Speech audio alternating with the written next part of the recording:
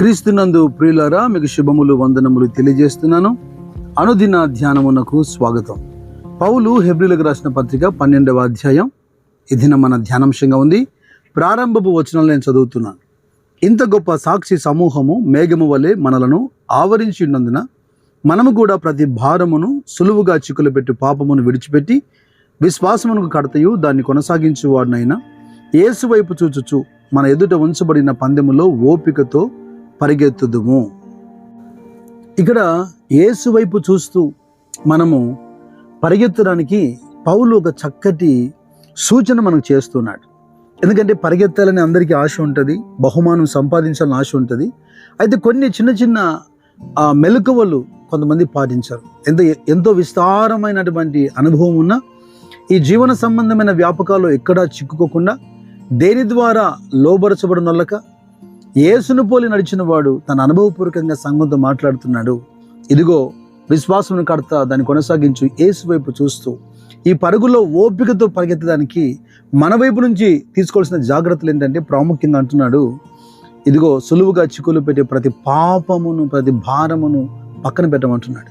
అయితే ఇక్కడ ప్రధానమైన సమస్య ఏంటంటే మనుషులు చాలా వరకు చెప్తే కొన్ని మాటలు వినడానికి ఇష్టపడతారు, నేర్చుకోవడానికి ఇష్టపడతారు, ఆ ప్రకారం చేయడానికి కూడా ఇష్టపడతారు. కానీ సమస్య ఏంటంటే వారి జీవితాల్లో ఎక్కడ ఆ ప్రాబ్లం ఉందో ఐడెంటిఫై చేయలేకపోతున్నారు. చేయాలని ఆశ ఉంది కానీ చేయలేకపోతున్నాం, పరిగెత్తాలని ఆశ ఉంది పరిగెత్తలేకపోతున్నాం. ఎందుకు మేము సక్సెస్ అవ్వట్లేదు ప్రభు మార్గాల్లో ఆలోచిస్తున్నారు. అయితే ఐడెంటిఫై చేయాలి. ఈ దిశగా ఆలోచించడానికి పౌలు మాటల్లో నుంచి నేను కొంత మీకు సహాయం చేయడానికి ఇష్టపడుతున్నాను. చూడండి, లూకా సువార్తల్లో 12వ అధ్యాయంలో 29-30 వచనాలు మనం చూస్తే, ఏమి తిందుమో ఏమి త్రాగుదుమో అని విచారింపుకొని అనుమానము కలిగి ఉండకుని ఈ లోకపు జనులు వీటన్నిటినీ వెదుకుదురు. అయితే ఇంత లీస్ట్ థింగ్ చెబుతున్నా నేను అనుకుంటున్నారా? చాలా మంది జీవితాల్లో ఏమి తిందుమా ఏమి త్రాగుదుమా ఏమి ధరించుకుందామా అన్న ఆలోచనే ఒక శోధనగా మారి నిజంగా వారి జీవితంలో ఇది ఒక ఫిజికల్గా వెయిట్గా ఉందని నేను గమనించాను.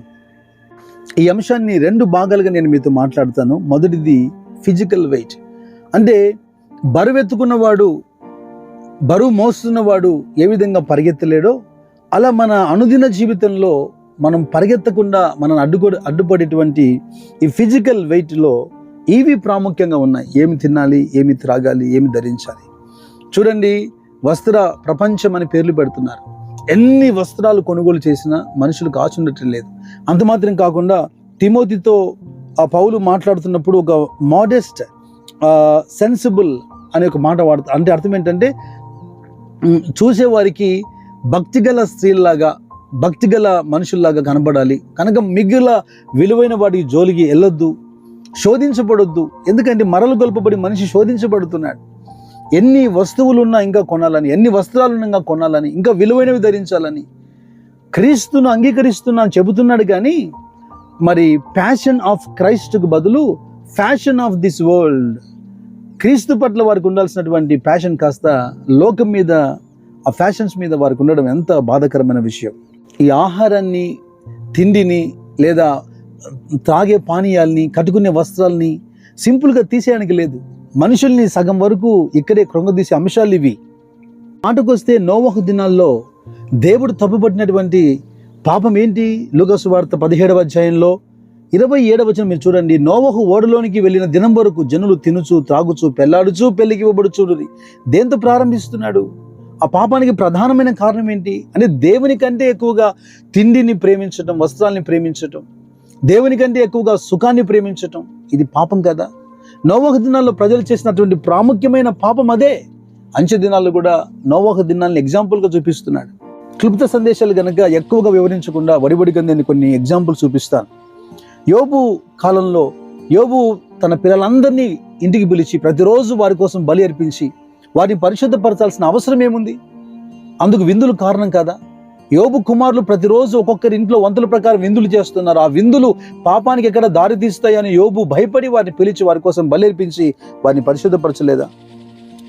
ఏశావు జీవితానికి వస్తే ఆదికాండం 25:34లో అతనికి దేవుడిచ్చిన ఆశీర్వాదమైనటువంటి జ్యేష్ఠత్వాన్ని అమ్ముకోవడానికి ఆహారం కారణం కదా? నోవహు తన తరములోనే నీతిమంతుడు. ఇలా చెప్పేదానికే ఉదాహరణ బాధ అనిపించిన వాక్యంలో ఉంది కనుక అతడు ద్రాక్షరసం ఎక్కువగా తాగి మత్తుడై దిగంబరిగా పడిపోయేదానికి ఆ పానీయం కారణం కదా. మనకు మరి ఎక్కువగా భయం కలిగేందుకు బైబిల్లోని భక్తులను ఉదాహరణగా చూపించాల్సి వస్తుంది. కానీ వారి జీవితంలోనే మరి ఇంత శిక్ష అనుభవిస్తే మరి ఎంత జాగ్రత్తగా మనం ఉండాల్సిన అవసరం ఉందో ఆలోచన చేయాలి. ఒకటి, మన జీవితంలో మరి యేసు వైపు చూస్తూ ఈ పరుగులో ముందుకు సాగిపోకుండా ఫిజికల్ వెయిట్, శరీర సంబంధమైనటువంటి ఈ బరువులు. రెండవది ఏంటంటే మెంటల్ వెయిట్స్, ఇది మనసుకు సంబంధించినటువంటి బరువు, మానసిక బరువులు. ఇవన్నీ కూడా పౌలు తిమోతితో మాట్లాడుతున్నప్పుడు 2 తిమోతి పత్రికలో 2వ అధ్యాయం 4వ వచనంలో, సైనికుడెవడు యుద్ధమునకు పోవునప్పుడు తను దండులో చేర్చుకున్న వాడిని సంతోషపెట్టవలనని ఈ జీవన వ్యాపారములలో చిక్కుకొనడు. జట్టిలో చేర్చుకున్న వాడిని సంతోషపెట్టడానికి, యజమానిని సంతోషపెట్టేదానికి, అతన్ని తన జట్టులో చేర్చుకుని నమ్మిన వాని యొక్క సంతోషం కొరకు ఏం చేస్తాడట, జీవన సంబంధమైనటువంటి వ్యాపారాలనండి లేదా వ్యాపకములనండి, అన్నెసెసరీ వెయిట్స్ ఇవన్నీ కూడా ఇందులో పాల్గొనడు అంటున్నాడు. మీరు గమనించండి, ఎయిర్ ఫోర్స్ కానీ, నేవీ కానీ, లేకపోతే మిలిటరీ కానీ, వారితో మీరు మాట్లాడండి. ప్రతి చిన్న అకేషన్కి వాళ్ళు రారు, తమ పిల్లల బర్త్డేలకు రారు, వారి మ్యారేజ్ డేలకు రారు. చాలా తీవ్రమైనటువంటి ఒత్తిడి వారి మీద ఉంది. ఎందుకంటే దేశ రక్షణ బాధ్యత వాళ్ళ మీద ఉంటుంది కదా. కనుక చిన్న చిన్న వాటికి వాళ్ళకి వాళ్ళ వివాహానికో లేదా కుటుంబ సభ్యులు ఎవరైనా మరణిస్తూనో అలా మేజర్ ఇష్యూస్కి మాత్రమే వారికి పర్మిషన్ ఇస్తారు తప్ప మిగతా వారికి పర్మిషన్ దొరకదు. ఎందుకని? ఇద్దరు మనుషులు సాధారణంగా ఒక సోషల్ లైఫ్ని అనుభవిస్తున్నట్టుగా వీళ్ళు కూడా అనుభవించడానికి వీలు లేదు. వారి స్థానం అలాంటిది. అయితే దేశ సైనికుడే ఇంతగా త్యాగం చేసి, ఇంతగా తను సింప్లిఫై చేసుకొని, ఇంతగా డిసిప్లైన్లో బ్రతికితే, క్రీస్తు యేసు సైనికులమైన మనము కాలము కొంచెముగా ఉంటుండగా మరి ఎంతగా మనల్ని మనము సింప్లిఫై చేసుకోవాలి, ఎంతగా మనల్ని మనం ప్రత్యేకించుకోవాలా క్రీస్తు కొరకు. ఒకరేమో స్పోర్ట్స్ స్పిరిట్ కలిగి ఉంటారు, ఎప్పుడూ ఆటలు చూస్తుంటారు, ఆటలు ఆడుతుంటారు. ఒకరేమో నేషన్ స్పిరిట్ కలిగి ఉంటారు, ఎప్పుడూ దినపత్రికలు చదువుతుంటారు, వార్తలు చూస్తుంటారు, రాజకీయాల గురించి మాట్లాడుతుంటారు. నేను అడుగుతున్నాను, రకరకాల స్పిరిట్స్ ఈ లోకంలో మనం చూస్తున్నామే, మరి హోలీ స్పిరిట్ ఎక్కడ? దైవ జనాంగానికి, విశ్వాసులకు, సేవకులకు హోలీ స్పిరిట్ ఎక్కడ? దేవుని ఆత్మ కలిగి దేవుని కార్యక్రమాల పట్ల నిరంతరం ఒక పోరాటంలాగా చేసేదానికి మనకు పరిశుద్ధాత్మ లేదా?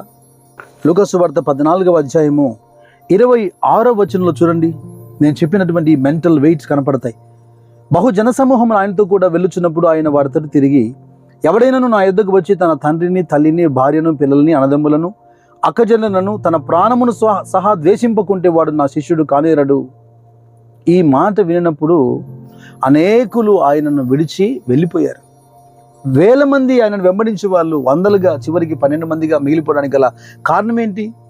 ఈయన తల్లిని ద్వేషించమంటాడు, తండ్రిని ద్వేషించమంటాడు, భార్యను ద్వేషించమంటాడు, పిల్లల్ని ద్వేషించమంటాడు, చివరికి తన దేహమును కూడా ద్వేషించమంటాడు, విడిచివేయమంటాడు, నన్నే వెంబడించమంటాడు.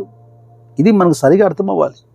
దేవునికి ఇచ్చే స్థానాన్ని, దేవునికి ఇచ్చే ప్రయారిటీని మరి ఎవ్వరికి కూడా ఇవ్వకుండా, అంటే ఆ విధమైనటువంటి దురాభిమానంలో మనం పడకుండా, తల్లి, తండ్రి, పిల్లలు, కుటుంబం, ఇది బాధ్యత, అది బాధ్యత వరకే ఉండాలి. అదే జీవితం అంతా అదే కాదు కదా. కొందరైతే పిల్లల్ని పెంచడమే జీవితం అన్నట్టుగా ఎప్పుడు పిల్లలు పిల్లలు పిల్లలు, వాళ్ళని చదువు, వాళ్ళ విద్య, వాళ్ళ ఉద్యోగాలు, వాళ్ళ వివాహాలు, వాళ్ళ పిల్లలు, ఇక మాకేముందండి జీవితం అంతా అయిపోయిందంట. దీనికోసమే దేవుడు నిన్ను కలగజేశాడా? దీని కొరకే యేసుక్రీస్తు నీ కోసం రక్తం కాచి ప్రాణం పెట్టాడా? ఆ రెస్పాన్సిబిలిటీ ఉండాలి, ఆ బాధ్యత ఉండాలి. దాంతో పాటుగా మరి ఎక్కువగా క్రీస్తు యేసు సైనికుల్లాగా మనం పోరాటం చేయాలి. ఫాలో మీ అనగానే మత్తయి సువార్త 4:19లోను, మార్కు 1:20లోను మరి అపోస్తులు అయిన వారి ప్రారంభంలో సమస్తాన్ని విడిచిపెట్టి ఎలా వెంబడించారు? ఇది అపోస్తులకు మాత్రమే సాధ్యమా? శిష్యులకు మాత్రమే సాధ్యమా?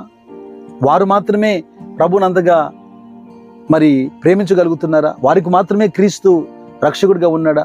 క్రీస్తు ఇచ్చే రక్షణ, ఆశీర్వాదము, స్వస్థత మనం అందరం అనుభవిస్తున్నాం కదా.